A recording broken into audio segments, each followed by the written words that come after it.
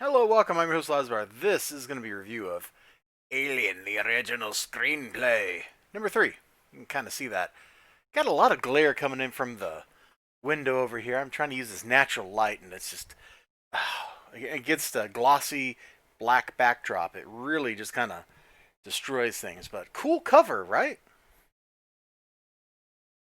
That's what the original facehugger is supposed to look like, I guess. I mean, we see this thing later in the book, and we saw it in the last issue, and I'm pretty sure it's the facehugger. It's totally grody. I love it. I love it, man. Now, kind of the thing about this book is it's basically like watching Alien. I mean, it's Alien, the original screenplay. It's right there in the name, man. If you've seen the movie Alien, you have a pretty good idea what plot points this book is going to hit, and it's not deviating from expectations, really. In fact, reading this, I guess I should say reading it because I'm actually physically reading the book and not watching a movie, but just reading the book here, I'm not really surprised by anything that's happening. I mean, some of the stuff early on, the differences in the characters kind of overshadowed what was happening. But now that things are, kicking along, the different characters have settled into roles very similar to their movie counterparts. You've got the leader, you got the victim, you've got yeah, you know what I'm saying, man. Assuming you've seen Alien, you know exactly what I'm talking about. Like, they're different characters, and they look different, but they're filling essentially the same kind of role. In the last issue, they were trying to get the face hugger off of the victim's face. I'm not even going to use their names. I don't even remember their names. Like, that seems weird to me. I've read this book. I can't name you a single character's name. I'm not sure what that means, but it's true. Because as I'm reading this, I'm just kind of associating them with their movie counterparts. It's really cool seeing some of this art, though. So in the last issue, they were taking the facehugger off, and it was burning through, just like in the movie. It stops before it breaches the hull of the ship, which is good. You can see the damage that happened. They go to review the camera from the victim, whose name is Brossard. There we go. We got one person's name. The dude who's about to get chest bursted is named Brossard. Got it. Got it. We're doing good here. We are doing good here, people. We're at least doing well. Maybe we're not doing good. The art's fine. The one thing I kind of miss in this particular issue is there's not really shots of the outside. I really liked when they were showing the alien structure, the way the outside of the ship looked. I really liked that kind of stuff. The inside of the ship just feels kind of like sci-fi movie set. I can see the alien acid having eaten through the thing. They go into the med bay. The face hugger, of course, dies just like the movie. See, that this part of the book is, or the story, has really hit me of just like the movie. Everything that happens in this issue is just like the movie.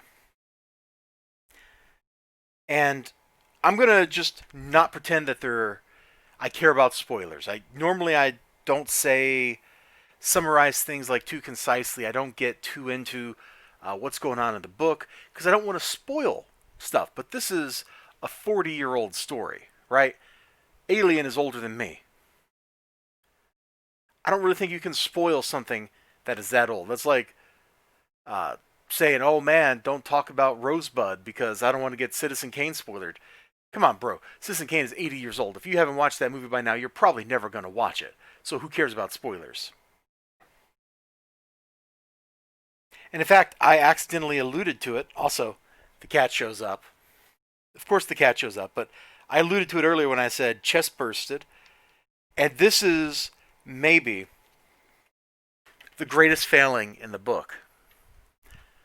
There is absolutely no impact here for me. Now, maybe it's because I've seen Alien, I don't know, probably 20 times over my life. Good movie, by the way. There was a time when I watched it like every time it came on TV because it didn't come on TV all the time and we didn't have on demand and stuff. So TNT show Alien, watch it. TBS show Alien, watch it. Sci-Fi Channel shows Alien, watch it. They don't really do that kind of stuff anymore like they used to. TNT used to be a great channel, by the way.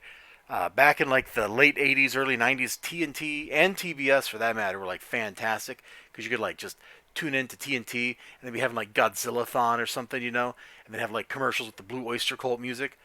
History shows a... Oh, wait. We were supposed to be talking about this, not nostalgia. But I got here and I'm like, oh yeah, we're going to get the chest burst scene, right? And it's over. There's no dread, no build up. He's not awake very long. They don't really get chatting. There's no repartee. They're not relaxing here. It's sudden. We go from, boy, I'm thirsty, with them flying away, to splam over the course of 1.5 pages. It's instantaneous. And it does not have, for me anyway, it does not have the emotional punch, the fright, the terror that you get in the movie. I mean, even having seen the movie many times, this scene still makes me cringe when it's happening. Here, it goes by like that. Just, it happens, it's done, and I don't feel anything for Broussard or any of these other nerds. And maybe I'm not the right target for this book because I've seen the movie so many times. Maybe it's because I'm kind of picky when it comes to scary things in my horror stories when they're in this form. But I didn't really react. It's just kind of like, oh, the chest burster scene, and then it was over. I'm not sure what I would have done differently, except maybe I would have had like a whole page. God, I can't believe I'm saying this, because this is like the kind of thing I rant about when it comes to like a superhero book is wasted space, wasted pages. But I think maybe like a whole page of them hanging out, eating, relaxing, making plans for the future would have done a little bit better than just the immediate, it hurts so bad, and then he's dead. I don't know. So, spoilery review, but you knew what you were getting into because this is a really old story. It's okay. This issue, I think, is a step down from the first two issues. While the characters there kind of didn't do a whole lot for me, the scenery, the outside of the ship, all that stuff was really cool. At this point, they're flying through space. There is no inside or outside of the ship that's like cool planetary stuff. So it's understandable why we're not seeing that material. But, yeah, I feel like we kind of rushed the pivotal moment that everybody remembers from the story, and I think it could have done with a little love, a little decompression, a little build-up. That way you can relax from the tension, and then you go boom, and you surprise people, even though we've seen the story before, and we're probably not going to be surprised. All right, you all take care of yourselves. That's Alien, the original screenplay, number 3. Sure, see you again next time. Until then, bye-bye.